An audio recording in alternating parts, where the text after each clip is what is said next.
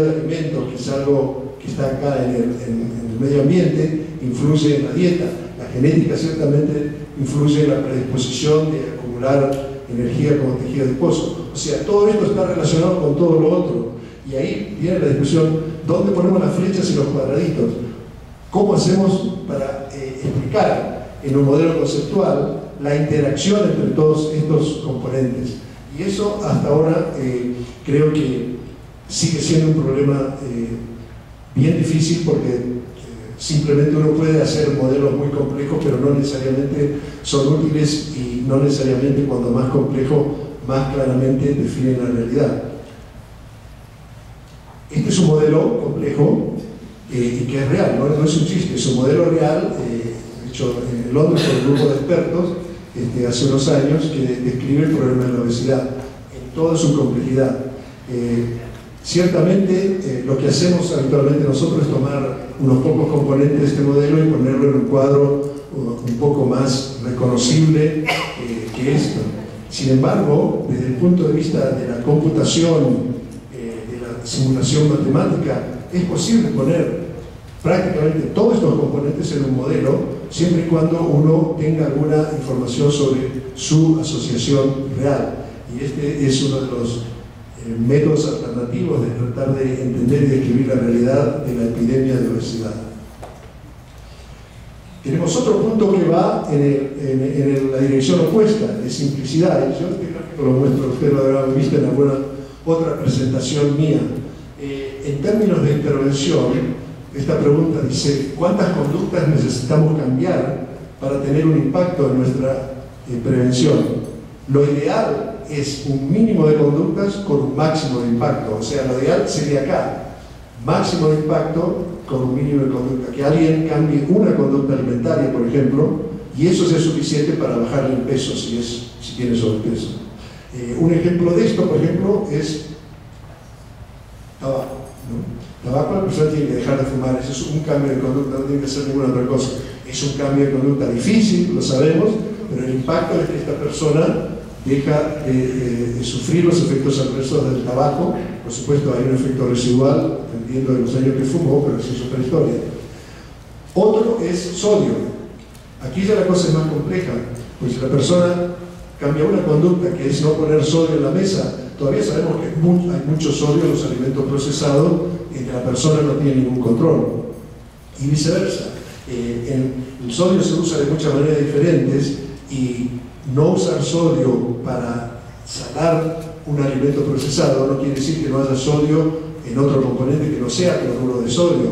El sodio se usa en muchos estabilizadores y muchos aditivos en la industria de alimentos, no solamente como cloruro de sodio. De manera que acá el problema es un poquito más complejo.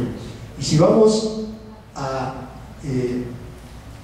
calorías, es el punto más complejo, donde hay más conductas con menos impacto. Primero, porque no podemos prohibir calorías, esencialmente no podemos prohibir una fuente de energía simplemente porque hay mucha gente que come de más. Obviamente el tabaco no tiene ninguna función positiva en la salud, en la sociedad, y uno puede tratar de eliminarlo al máximo. No así, ni siquiera con el alimento más nocivo, es muy difícil decretar la prohibición. Porque si uno dice prohibimos hamburguesa, va a tener que tener una descripción de varias páginas de qué hamburguesa es la que prohíbe, porque es una hamburguesa que sea perfectamente aceptable, ¿verdad? Lo mismo con muchos alimentos chatarra, que son chatarra por la forma que están hechos, pero si fueran hechos de otra forma, con otros ingredientes, no habría mayor problema.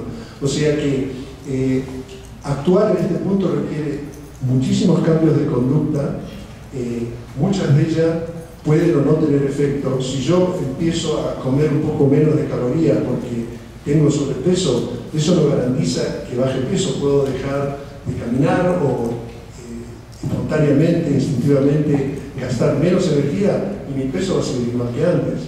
Entonces, como obesidad es una cuestión de balance energético, en cada lado de este balance hay numerosos factores que son extremadamente complejos, sin mencionar la fuente de los alimentos, la producción de alimentos, todo lo que significa socialmente. Es un negocio de miles de millones de dólares pero al mismo tiempo emplea a muchísima gente, paga impuestos, etc. Y no es tan fácil cambiarlo como si fuera simplemente pintar de otro color una casa o algo así. Entonces, este es otro de los problemas que tenemos con intervenciones de obesidad. Yo quiero dar este ejemplo, espero que sea para aclarar y no confundir, pero me parece un ejemplo muy interesante de otros de los desafíos que tenemos, y es el ejemplo de la fenilcetonuria. Ustedes dirán, ¿por qué ejemplo? Todos saben que es fenilcetonuria, ¿no? Es una enfermedad congénita que consiste en la ausencia congénita de la enzima hidroxilasa de fenilalanina, que metaboliza fenilalanina, que es un aminoácido. Entonces, la gente que nace sin esta enzima tiene un problema, no puede digerir, no puede metabolizar fenilalanina. Y hay tres escenarios en que esta gente puede expresar la enfermedad, que es muy grave, retardo mental severo, es una enfermedad realmente muy severa. Si no hay fenilalanina en el ambiente, la enfermedad no se detecta. La persona vive en ese ambiente, nace, crece y es totalmente normal. O sea que para la expresión fenotípica de este problema genético es necesario que haya contacto entre la persona y fenilalanina, usualmente de la dieta. O sea, come algo que tiene fenilalanina, no la puede metabolizar, se acumula, daña el cerebro.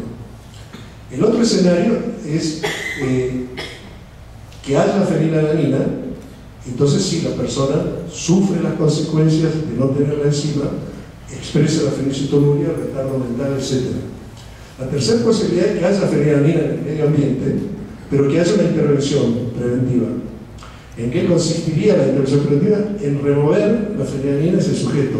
Entonces ese sujeto pasaría a comportarse como en el primer caso, porque la fenilalanina no está ausente del medio ambiente, pero sí está ausente de su medio ambiente por una intervención consciente, deliberada de los servicios de salud y de la familia y de todos los involucrados. Entonces este individuo será normal. O sea que en este contexto hay dos maneras de tener una población normal no afectada. Una es intervenir en el individuo, que no coma fenilalanina. La otra es intervenir en el medio ambiente, que no haya fenilalanina en el medio ambiente. No, en el caso de la fenilcetonuria, como es una enfermedad que afecta a muy poca gente, no es práctico remover la fenilalanina a toda la sociedad. Es más práctico identificar el caso al nacer, por eso es obligatoria la detección al nacer, y a esa persona crearle su microambiente sin fenilalanina, al menos mientras el cerebro se desarrolla, los primeros 10 años, etc.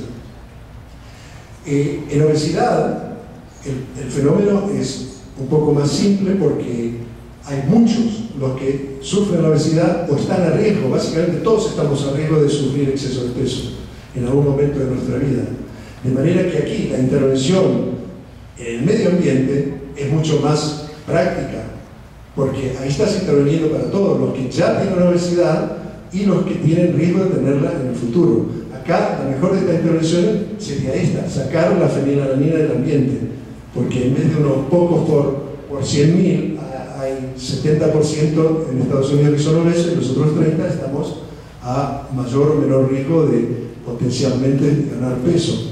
O sea que en el contexto de la obesidad, las intervenciones ecológicas ambientales tienen una gran ventaja sobre la intervención individual, de que cada individuo maneje su microambiente y decida comer menos grasa, decida ejercitar más, decida hacer cosas. Eso es importante, pero comparado con una intervención que elimine la fenilalanina de los factores obesogénicos o los reduzca, va a tener un impacto mucho más grande, tanto en el manejo de los que ya tienen exceso de peso como en la prevención.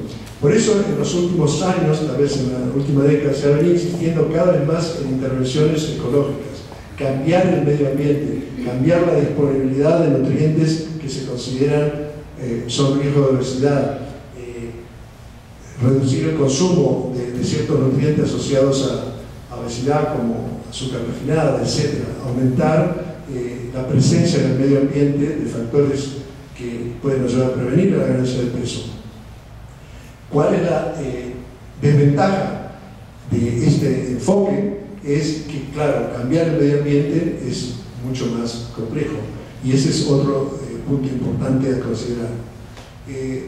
Un ejemplo de lo que significa cambiar el medio ambiente. Medio ambiente urbanizado e inactividad física, porque ustedes saben que se trata no solamente de ir al gimnasio, sino de ser más activo a lo largo del día. Por eso se insiste mucho en reducir la inactividad física, reducir el tiempo sedentario. No hace falta ser un atleta y 2 horas al gimnasio, si uno tiene más actividad durante el día, camina más, sube más escaleras, etcétera, como parte de su vida cotidiana. Usando un índice de urbanización, estos son datos del grupo de Popkin en Chapel Hill. Ellos crearon un índice de urbanización. Hay varios índices de urbanización, el de ellos es creo que bastante bueno.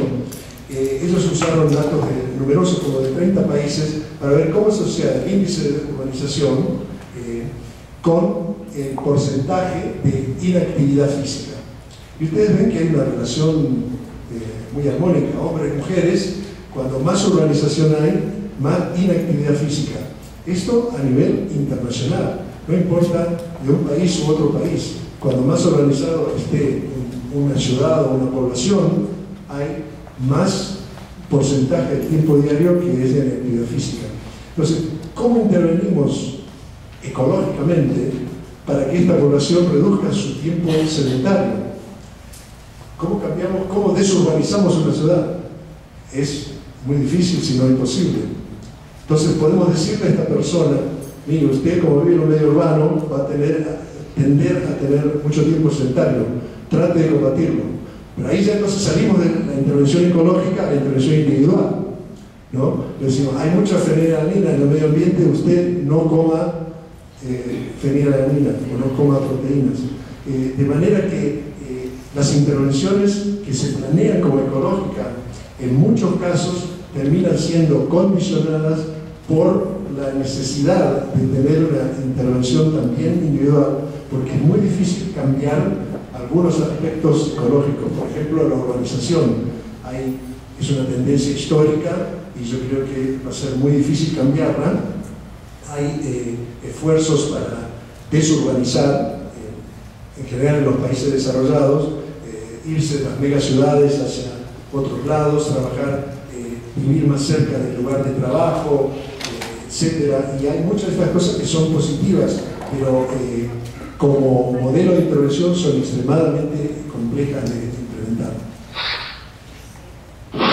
Para continuar con esto de la actividad física, ustedes ven, son datos en China, de mujeres, y simplemente muestra primero la declinación en actividad física en mujeres en China, hombres un poco menos, pero también, y niños también, y en Estados Unidos un poco menos, pero en general, en todo el mundo, la actividad física ha ido declinando. Y fíjense, acá se divide actividades recreativas, que es mínima, casi ni se ve, viaje, transporte, o sea, el gasto energético en ir al trabajo, volver, etcétera, que es esto, color amarillo, y el color azul, que es actividad ocupacional.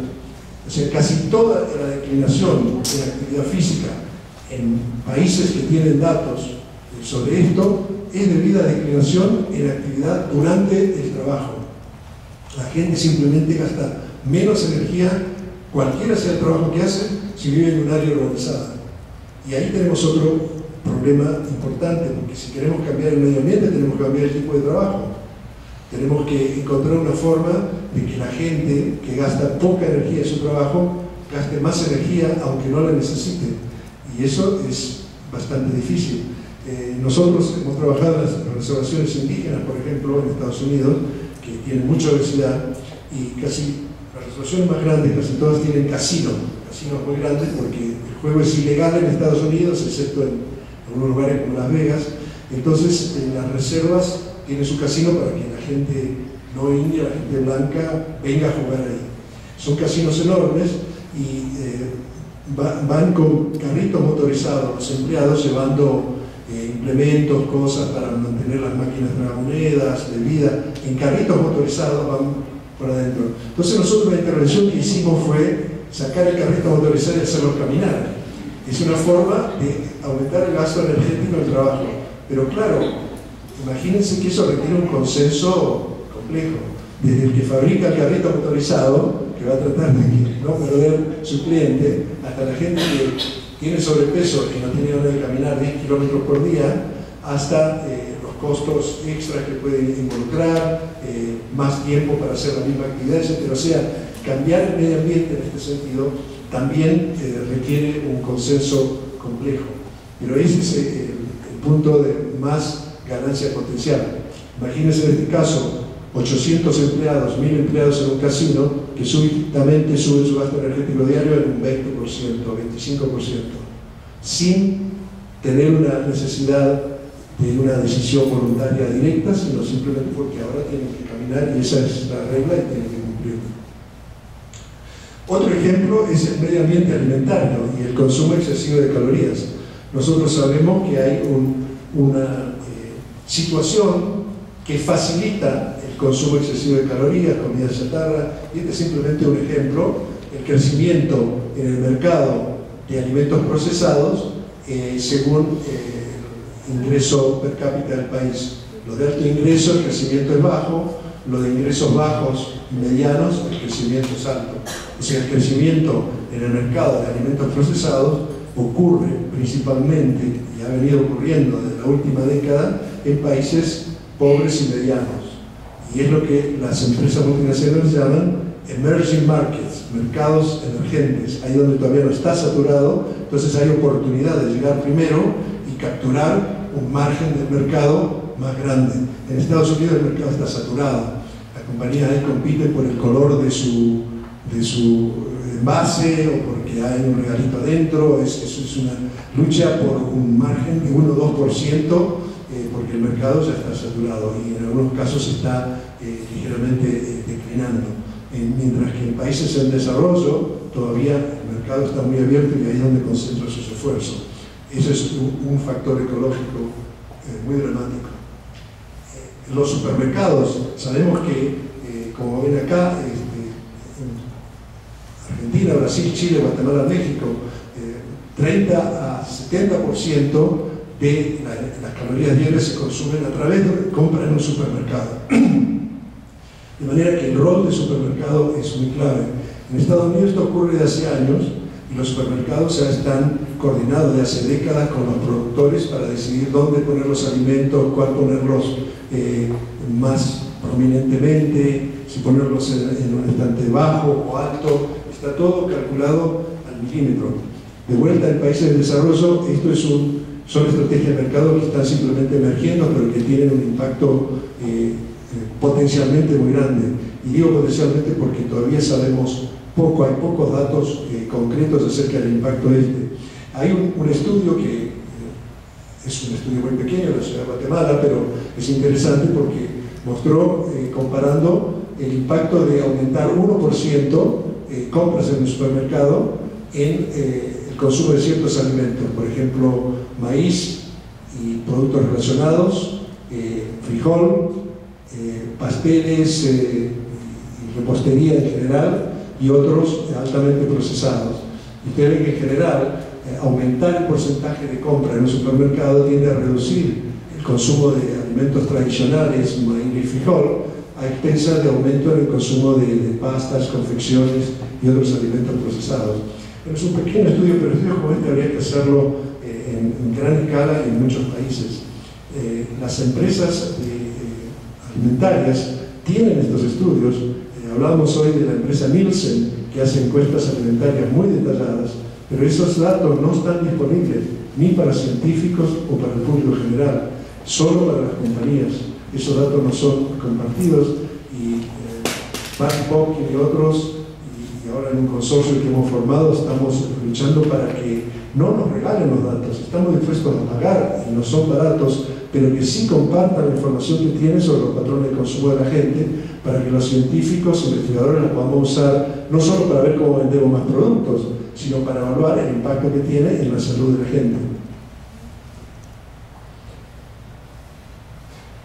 Y para ver, que vean el impacto, no sé si habrán visto ustedes eso, en Nestlé mandó ya hace unos años una balsa, un supermercado flotante al Amazonas, hablando de países de mercados emergentes, esta es una balsa 100 metros cuadrados, 1000 pies cuadrados, llena de elementos de consumo para ir a venderle a los indígenas o a los que viven bien dentro del Amazonas. Realmente es una invasión ecológica tremenda a poblaciones que jamás han tenido mucho contacto con estos alimentos y obviamente tienen un sistema genético adaptado a ciertas condiciones que no tienen nada que ver con comer helado y chocolate. Esto es un poco extremo y entre esto y una actividad de mercadeo habitual existen muchos matices de intervención, pero sí con toda la influencia que puedan tener compañías como esa, que es la compañía de alimentos más grande del mundo. Otro punto que quiero tocar brevemente es el de pobreza y obesidad, simplemente porque no es un punto nuevo y lo podemos enfocar desde muchos puntos de vista, sobre todo cuando se habla de la doble carga, se habla de la pobreza como determinante de la desnutrición temprana y después el efecto que tiene la desnutrición temprana en el riesgo de obesidad, en el niño mayor, adolescente, etc. Pero el otro punto que quiero mencionar es que la pobreza todavía existe en el mundo y que es uno de los principales objetivos del milenio, reducir la pobreza. Y hay acciones que tienden a reducir la pobreza y hay acciones que tienden a reducir la obesidad. No necesariamente son deliberadamente independientes, pero como uno se especializa, se concentra en una cosa y otra, hay acciones que tienden a reducir la obesidad que no son parte de un programa para reducir la pobreza. O sea, así que la pregunta ¿es posible tener éxito en reducir la obesidad con un programa específico sin haber tenido mucho impacto en la pobreza? Porque es posible, y viceversa. Podemos reducir la pobreza y que la gente entonces, cuando menos pobre, come más y aumentamos la obesidad. O sea, esta interacción tiene que ser considerada también desde el punto de vista de intervención, no solo biológico de la doble carga. Y por un lado uno dice que la pobreza parece que ha ido disminuyendo. Personas que viven con menos de $1.25 por día, en 1990 y 2010 se ha reducido casi a la mitad. El número de personas que están en esa situación